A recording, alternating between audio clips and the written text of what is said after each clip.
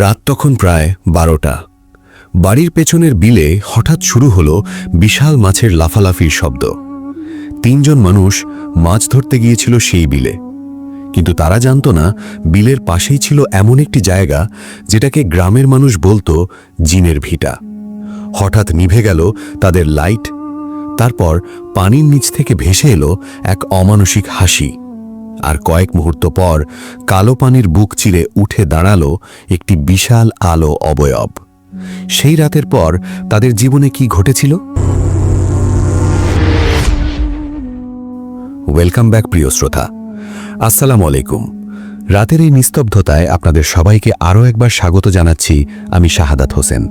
আশা করছি আপনারা সবাই ভালো আছেন, সুস্থ আছেন এবং নিরাপদে আছেন। আর আপনি এই মুহূর্তে শুনছেন আপনাদের প্রিয় ভূত FM 9.8, যেখানে গল্প নয়, ভয় নিজেই কথা বলে। আজকের ঘটনাটি আমাদের কাছে একটু বিশেষ, কারণ ভূত FM 9.8-এর সঙ্গে নতুন করে যুক্ত হয়েছেন আমাদের প্রথম মডারেটর রাফসানুজ্জামান তাহসিন। মডারেটর হিসেবে আজই তিনি তার প্রথম ঘটনাটি আমাদের কাছে পাঠিয়েছেন। রাফসানুজ্জামান ভাইকে আন্তরিক ধন্যবাদ। চলুন আর কথা না বাড়িয়ে সরাসরি চলে যাই আজকের ঘটনায়। ভূত FM 9.8, ভয়, রহস্য আর অজানার ঠিকানা। আসসালামু আলাইকুম শাহাদাত ভাই। আশা করি আপনি এবং ভূত FM 9.8-এর সকল প্রিয় শ্রোতা ভালো আছেন। আমি রাফসানুজ্জামান তাহসিন বলছি ময়মনসিংহ জেলার ভালুকা থানা থেকে। ভূত FM 9.8-এর মডারেটর হিসেবে আজ আপনাদের সঙ্গে আমার প্রথম ঘটনা শেয়ার করতে যাচ্ছি। ঘটনাটি আমার নিজের এলাকারই। তো আর দেরি না করে চলুন শুনে নেওয়া যাক সেই ভয়ঙ্কর ঘটনাটি। আজকে আপনাকে যে ঘটনাটি বলতে যাচ্ছি সেটি 2026 সালের জুলাই মাসের। তখন রেকর্ড ভাঙা বর্ষা আর চারদিকে থই থই বন্যার পানি। অনেকদিন পর গ্রামে এসে আমরা 3 ভাই আর বন্ধু মিলে পৈতৃক বাড়িতে আড্ডা দিচ্ছিলাম। আড্ডায় ছিলাম আমি, আমার বড় ভাই লেফটেন্যান্ট কর্নেল মাহফুজুর রহমান এবং বড় ভাইয়ের বাল্যবন্ধু ইকবাল করিম। আমরা ল্যাপটপে একটা মুভি দেখছিলাম আর গল্প করছিলাম যে ছোটবেলায় আমরা এই বর্ষার দিনে কিভাবে একসাথে দল বেঁধে মাছ ধরতাম। গল্প করতে করতে রাত তখন আনুমানিক 12টা। ঠিক তখনই বাড়ির পেছনের বিশাল বিলের দিক থেকে অনবরত বড় বড় মাছের লাফালাফির শব্দ আসতে শুরু করল। শাহাদাত ভাই, এই বিলের একপাশে রয়েছে একটি পরিত্যক্ত পুরনো শ্মশান, আর তার ঠিক পেছনেই ঘন জঙ্গল ঘেরা একটি এলাকা, যাকে স্থানীয় মানুষ বলতো জিনের ভিটা। পানির ছলাৎ ছলাৎ শব্দ শুনে ইকবাল উত্তেজিত হয়ে বলল, চল না 3 জন মিলে গিয়ে কয়েকটা মাছ ধরে আনি। বড় ভাই প্রথমেই তীব্র অন্ধকারে বাইরে যেতে বারণ করলেও ইকবালের জোড়াজড়িতে শেষ পর্যন্ত আমরা রাজি হলাম। বড় ভাই মিলিটারির মানুষ, কোনো প্রকার কুসংস্কার বা অলৌকিক কিছু তিনি কিছুতেই বিশ্বাস করতেন না। তবু সুরক্ষার খাতিরে নিজের পিস্তলটি কোমরে গুঁজে নিলেন। আমি নিলাম একটি বড় পোলো আর ইকবাল নিল মাছ রাখার পাত্র। 3 জনে মিলে শক্তিশালী রিচার্জেবল লাইট হাতে নিয়ে জিনের ভিটা সংলগ্ন সেই অন্ধকার বিলের দিকে রওনা হলাম। বিলের কাছাকাছি পৌঁছতেই চারপাশের পরিবেশটা হঠাৎ কেমন যেন বদলে গেল শাহাদাত ভাই। টিনের চালে বৃষ্টির শব্দ আর ঝিঝি পোকার ডাক 1 সেকেন্ডের মধ্যে সম্পূর্ণ বন্ধ হয়ে গেল। পরিত্যক্ত শ্মশানের ভাঙা দেওয়ালটার পাশ দিয়ে যাওয়ার সময় হঠাৎ বাতাসে পচা চিতার আগুনের ও তীব্র পোড়া মাংসের গন্ধ ভেসে এলো।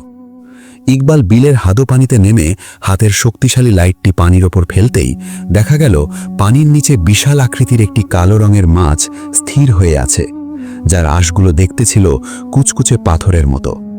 আমি পোলো হাতে নিয়ে মাছটির দিকে যেই 1 পা বাড়ালাম, অমনি আমাদের হাতের শক্তিশালী লাইটটি সম্পূর্ণ নিভে গেল এবং চারপাশটা মুহূর্তের মধ্যে নিশ্ছিদ্র অন্ধকারে ঢেকে গেল। ঠিক সেই মুহূর্তে পানির নিচ থেকে এক বিকট ও অমানুষিক হাসির শব্দ ভেসে এলো। শাহাদাত ভাই, বিশ্বাস করেন, আমরা এই ঘটনার জন্য একদম প্রস্তুত ছিলাম না। সেখানে আসলে কি হতে চলেছে তা আমরা কোনোভাবেই বুঝতে পারছিলাম না। কিন্তু বড় ভাই তো অলৌকিক কিছু মানতে নারাজ। তিনি ভাবলেন এটি হয়তো কোনো বন্য প্রাণীর ডাক। তিনি উচ্চকণ্ঠে বললেন, কেউ ভয় পাবে না, এটি কোনো প্রাকৃতিক কারণে হচ্ছে। কিন্তু তখনই বিলের পানি প্রচণ্ড গতিতে ঘুরপাক খেতে শুরু করল। ঘূর্ণি বাতাস আর পানির তীব্র টানে ইকবাল পানিতে আছাড় খেয়ে পড়ল। আমি আর বড় ভাই ওকে টেনে তোলার চেষ্টা করলাম, কিন্তু অলৌকিক বিষয় হলো ইকবালের পা দুটি পানির নিচের কাদা নয়, বরং এক অদৃশ্য ও প্রচণ্ড শক্তি টেনে ধরে বিলের সঙ্গে সংযুক্ত ক্ষীরু নদীর ঘাটের দিকে নিয়ে যাচ্ছিল। বড় ভাই পকেট থেকে অন্য একটি ছোট জরুরি লাইট জ্বালিয়ে ঘাটের দিকে তাকাতেই আমরা স্তব্ধ হয়ে গেলাম শাহাদাত ভাই। নদীর মাঝখানের কালো পানি ফুঁড়ে একটি বিশাল আকৃতির কুচকুচে কালো তরল অবয়ব ধীরে ধীরে পানির ওপর খাড়া হয়ে দাঁড়িয়েছে। সেই দানবীয় সত্তার বুকের ঠিক মাঝখানে দুটো জলজলে চোখ, যা ছিল একদম রক্তের মতো লাল। সেই শক্তিশালী সত্তাটি পানির ওপর দিয়ে ভেসে ভেসে হুবহু ঘাটের দিকে এগিয়ে আসতে লাগল। সে যত কাছে আসছিল চারপাশের তাপমাত্রা তত কমে যাচ্ছিল। আমাদের মুখ দিয়ে তীব্র ধোঁয়া বের হতে শুরু করল। ঠিক তখনই সেই কালো অবয়বটি ঘাট থেকে একটি কঙ্কালসার হাত বাড়িয়ে সরাসরি ইকবাল করিমের গলা চেপে ধরল। ইকবালের এই অবস্থা সহ্য করতে না পেরে প্রচণ্ড রাগে বড় ভাই নিজের পিস্তল বের করে পরপর কয়েকটি গুলি করলেন সেই সত্তার বুক লক্ষ্য করে। বুলেটের বিকট আওয়াজ ভালুকার সেই নিঝুম রাতকে ফালা ফালা করে দিল। কিন্তু বুলেটের আঘাত সেই তরল শরীরের ভেতর দিয়ে গলে গিয়ে পেছনের পানিতে পড়ল। ইকবাল নিজেকে বাঁচানোর জন্য ছটফট করছিল। তার চোখ দুটো ধীরে ধীরে উল্টে সাদা হয়ে যাচ্ছিল। আমি ইকবালকে টেনে বাঁচানোর জন্য সেই কঙ্কালসার হাতটি ধরে টান দিতেই অন্য একটি অদৃশ্য হাত আমার বুকেও প্রচণ্ড জোরে আঘাত করল। আমি ছিটকে গিয়ে কাদার মধ্যে পড়লাম। এই চরম সংকটময় মুহূর্তেও বড় ভাই পিছু হটেননি। বড় ভাই এবং আমি মিলে তখন অত্যন্ত উচ্চকণ্ঠে পবিত্র আয়াতাল কুরসি এবং কোরআনের অন্যান্য সূরা পাঠ করতে শুরু করলাম। কিন্তু শাহাদাত ভাই, তখনই ঘটল সবচেয়ে ভয়ঙ্কর ঘটনা।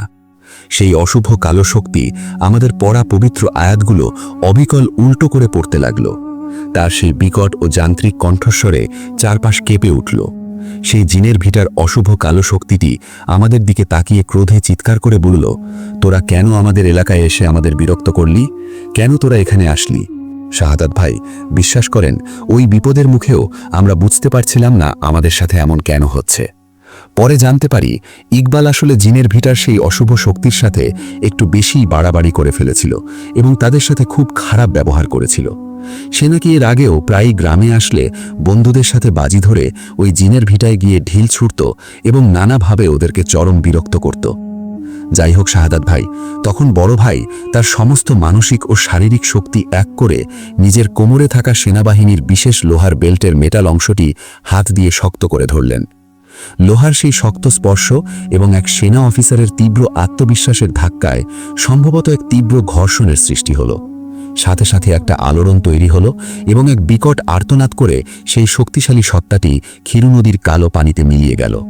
পানির ঘূর্ণি সাময়িকভাবে কমে গেল এবং চারপাশ আবার শান্ত হয়ে এলো। সেই বিভীষিকাময় রাতের পর থেকে আমাদের তিনজনের শরীরেই সেই অশুভ আক্রমণের প্রভাব স্পষ্ট হয়ে ওঠে।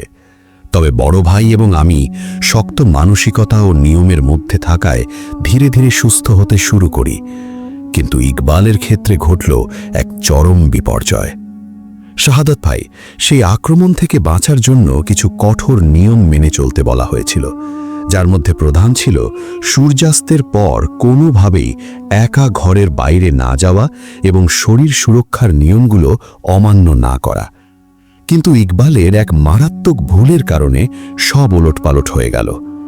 ঘটনার 3 দিন পর মাঝরাতে ইকবাল হঠাৎ তীব্র পানির তৃষ্ণা অনুভব করে। ঘরে পানি না থাকায় সে কাউকে কিছু না জানিয়ে সমস্ত নিয়ম অগ্রাহ্য করে একা একা বাড়ির পেছনের নলকূপের দিকে চলে যায়, যা জিনের ভিটার একদম কাছাকাছি ছিল। শাহাদাত ভাই, এই মারাত্মক ভুলের সুযোগটি লুফে নেয় সেই শক্তিশালী অশুভ শক্তি। একা পেয়ে জিনের ভিটার সেই প্রভাব ইকবালের ওপর পুনরায় পূর্ণ শক্তিতে চড়াও হয়।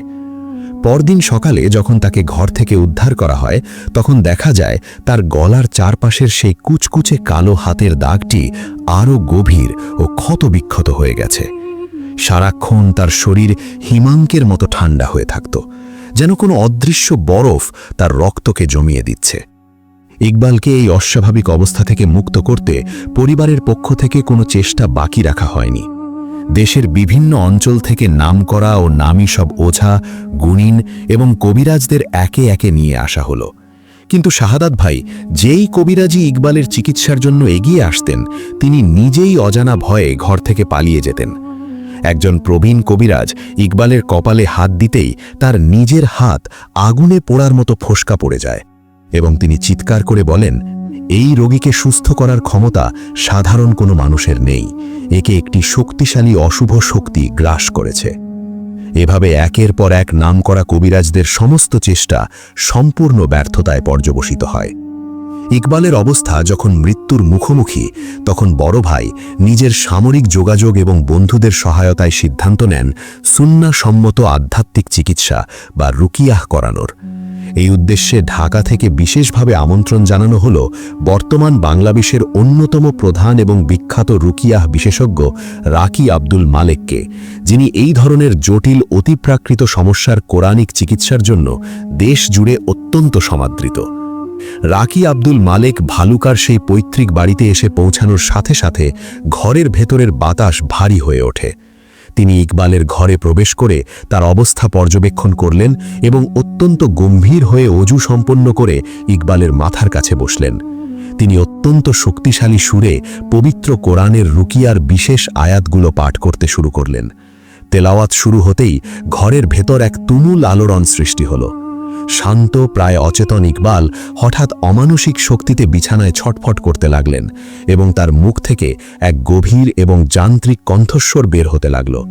সেই সত্তাটি চিৎকার করে বলতে লাগল, পড়া বন্ধ করো। ও নিজেই ঘরের বাইরে এসে আমাদের আহ্বান করেছে। ও নিজের ভুলের কারণে আমাদের শিকার হয়েছে। 2026 সালের এই জুলাইয়ের বন্যা আমাদের মুক্তি দিয়েছে। ওকে আমরা বিলের অতল পানিতে নিয়ে যাবই। রাকি আব্দুল মালেক বিচলিত না হয়ে তার রুকিয়ার তীব্রতা আরও বাড়িয়ে দিলেন। ঘরের রিচার্জেবল লাইটগুলো তীব্র গতিতে জ্বলতে আর নিভতে লাগল। বাইরের শান্ত আকাশ ভেঙে আবার বজ্রপাত শুরু হলো। দীর্ঘ 3 ঘন্টা ধরে এই আধ্যাত্মিক লড়াই চলার পর ইকবালের মুখ থেকে এক দীর্ঘ এবং কান ফাটানো আর্তনাদ বের হলো এবং তার নাক ও মুখ দিয়ে কুচকুচে কালো রক্ত এবং ধোঁয়া নির্গত হয়ে বাতাসে মিলিয়ে গেল। ইকবালের শরীর তখন নিস্তেজ হয়ে পড়ে। রাকি আব্দুল মালেক কপাল থেকে ঘাম মুছে দীর্ঘশ্বাস ফেলে বললেন, অশুভ শক্তির বন্ধন ছিন্ন হয়েছে। কিন্তু রোগীর শারীরিক আত্মা ইকবালের নিজের ভুলের কারণে ঘটা প্রচণ্ড ধকল সহ্য করার মতো শক্তি হারিয়ে ফেলেছে। শাহাদাত ভাই, রুকিয়ার মাধ্যমে সেই শক্তিশালী অশুভ শক্তির গ্রাস থেকে মুক্তি মিললেও ইকবালের নিজের করা ভুলের মাসুল দিতে হলো তার জীবন দিয়ে। ইকবালের শরীরের ভেতরের সেই অতিপ্রাকৃত ঠান্ডা ভাব তার হৃৎপিণ্ডকে স্থায়ীভাবে ক্ষতিগ্রস্ত করে দিয়েছিল। রুকিয়া সেশনের ঠিক 2 দিন পর 2026 সালের জুলাই মাসের শেষ সপ্তাহে চিকিৎসকদের সমস্ত বৈজ্ঞানিক প্রচেষ্টা এবং পরিবারের আকুল কান্নাকে ব্যর্থ করে দিয়ে ইকবাল করিম শেষ নিঃশ্বাস ত্যাগ করেন। মৃত্যুর ঠিক আগের মুহূর্তে তার চোখ দুটো বড় বড় হয়ে ঘরের জানালার বাইরে সেই অন্ধকার বিল ও ক্ষীর নদীর দূর সীমানার দিকে স্থির হয়েছিল, যেন তিনি শেষবারের মতো সেই কালো জিনের অবয়ব দেখছিলেন। ইকবালের এই মর্মান্তিক এবং অস্বাভাবিক মৃত্যু বড় ভাই লেফটেন্যান্ট কর্নেল মাহফুজুর রহমান এবং আমার জীবনে এক চিরস্থায়ী ও গভীর মানসিক ক্ষত সৃষ্টি করে। শাহাদাত ভাই, আমি আর বড় ভাই পুরোপুরি সুস্থ হয়ে উঠলেও জুলাই মাসের বর্ষা এলে ভালুকার সেই নিজের পৈতৃক বাড়ির জানালার পাশে গিয়ে বসার সাহস পাই না। কারণ পেছনের বিলে মাছের লাফালাফির শব্দ শুনলেই আজও আমাদের মনে হয় সেই অশুভ শক্তির খসখস শব্দটা আবার ফিরে আসছে। প্রিয় শ্রোতা, শুনলেন তো ময়মনসিংহের ভালুকার ডাকাতিয়া গ্রামের সেই হাড় হিম করা ঘটনাটি? একটুখানি ভুল আর অতিরিক্ত কৌতূহল কিভাবে মানুষের জীবন কেড়ে নিতে পারে তা আমরা ইকবালের মর্মান্তিক পরিণতি থেকেই বুঝতে পারলাম। আমাদের নতুন মডারেটর রাফসানুজ্জামান তাহসিন ভাইকে আবারও অসংখ্য ধন্যবাদ এই অসাধারণ ডেডিকেশনের জন্য। এই ঘটনাটি নিয়ে আপনাদের মতামত এবং অনুভূতি কি তা অবশ্যই কমেন্ট করে জানাবেন। ঘটনাটি ভালো লাগলে একটি লাইক দিন এবং বন্ধুদের সাথে শেয়ার করুন। আর চ্যানেলে নতুন হলে সাবস্ক্রাইব করে বেল আইকনটি বাজিয়ে দিন। আমাদের ফেসবুক পেজে ফলো দিয়ে রাখুন, যাতে পরবর্তী কোনো লোমহর্ষক সত্য ঘটনা আপনার মিস না হয়। আপনার জীবনেও কি ঘটেছে এমন কোনো অশুভ বা অলৌকিক ঘটনা? যদি এমন কোনো হাড় হিম করা অভিজ্ঞতা আপনার থাকে, তাহলে আর দেরি করবেন না, এখনই আপনার ফোনের রেকর্ডারটি অন করুন, নিজের কণ্ঠে পুরো ঘটনাটি বিস্তারিতভাবে রেকর্ড করুন আর সরাসরি অডিও ক্লিপটি বা লিখে পাঠিয়ে দিন আমাদের ভূত FM 9.8 অফিসিয়াল ইমেইলে bhutfm98bd@gmail.com।